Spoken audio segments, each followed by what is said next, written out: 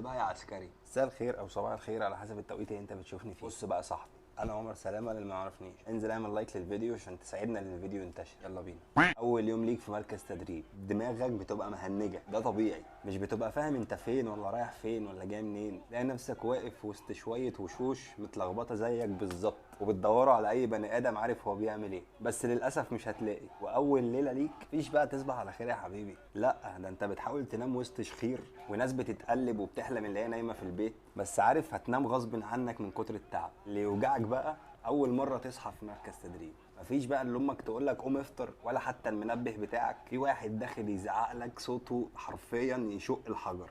قوم يا حماده قوم. وفجأة تلاقي نفسك قايم تجري ومش عارف انت رايح فين. الغريب بقى في الموضوع الناس اللي انت كنت شايفهم اغراب بيبقوا اخواتك حرفيا، ودي حاجة حلوة. بتاكلوا سوا، تزحفوا سوا، بتقفوا طوابير سوا، بتضحكوا مع بعض، ولازم تلاقي معاك واحد على طول بيقعد يغني والتاني بيحلم بصوت عالي. لا عادي ما تركزش. وبعد ما بتبتدي تتعود بيجي يوم الترحيل، بتكون انت مظبط مع ابن خالتك اللي كان قايل لك اديني ال 110 بتاعتك علشان اوديك مكان جنب البيت. مره واحده تلاقي نفسك بتخدم في السلوم، هناك عالم تاني خالص. اول مقابله مع العساكر القديمه بتحس ان انت داخل تعمل انترفيو. ليه؟ يقول لك انت منين، خدمتك كام سنه، والاهم معاك سجاير ولا لا. كل ده وانت واقف عامل فيها فاهم، وانت اصلا واقف بتسال نفسك انا هخرج من هنا امتى. وفي حاجه بقى بعد كل اجازه اسمها سجاره العوده، ده قانون ان انت كل ما بترجع من الاجازه لازم تدي العساكر صحابك كل واحد سيجاره. لو ما اديتهمش هم هيقول لك فين سجاره العوده. بقى اجازتك اللي جايه تعمل حسابك.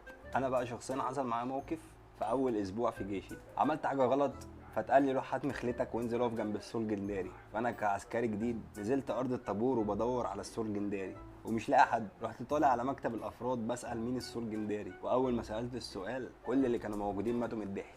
ما كنتش فاهم ليه لحد ما لقيت ظابط جه حط ايده على كتفي وقال لي شايف العلم اللي في نص الطابور ده؟ قلت له اه. قال لي هو ده السور الجنداري، انزل اقف انتباه جنبه. ومن يومها بقيت رايح جاي بمسي على السور الجنداري، بقينا عشره عمر. هتلاقي بقى معاك شخصيات كده، دول موجودين في كل دفعه. في شخصيه بقى اللي هو بتاع القانون بتاع الماده 47، ده فاكر نفسه محامي عسكري، لو اتعاقب هيقول لك لا ده ظلم. الماده 47 بتقول ان العقوبه دي لازم بخطاب رسمي، وهو مش حافظ غير رقم الماده دي، بس اللي بيعجبني اللي هو بيقولها بثقه كل ما بيتزنق. يا عم انجز بقى. وفي بقى بتاع الحكم والفلسفه في وسط المعسكر تحت الشمس والعرق مغرقك، عارف ان احنا دلوقتي بنعيش لحظه هتنحت في شخصيتنا. انت اصلا واقف بتدعي ان الحر يخلص، بس هو عنده كلمتين بيروقوك رغم ان هو بيفتي طول الوقت. وفي بقى اللي عامل نفسه ظابط بقى هتلاقيه دايما صوته تخين، ودايما هتلاقيه بيقول لك انا كنت مترشح ظابط احتياطي بس اتنزلت بمزاجي. اول ما السول بينده عليه بتلاقيه اول واحد واقف انتباه، وتلاقيه ماشي على طول في ايده نوته ويكتب فيها حاجات ملهاش علاقه بالواقع. في واحد دايما اللي هو بيبقى الطباخ بتاع المكان، مفهم كل اللي حواليه ان هو خريج سياحه وفنادق، هو اصلا صنايع قسم كهرباء. بس في وسط كل ده هتكتشف ان محدش بيسال عليك غير اهلك. بس هقول لك حاجه،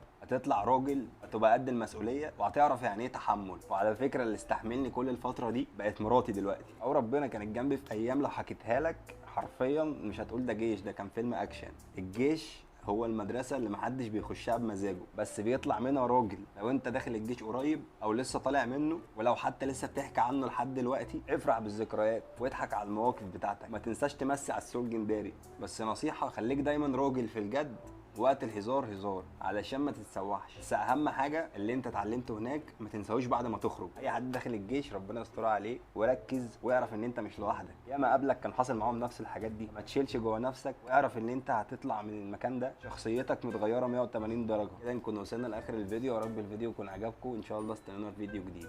سلام يا عسكري.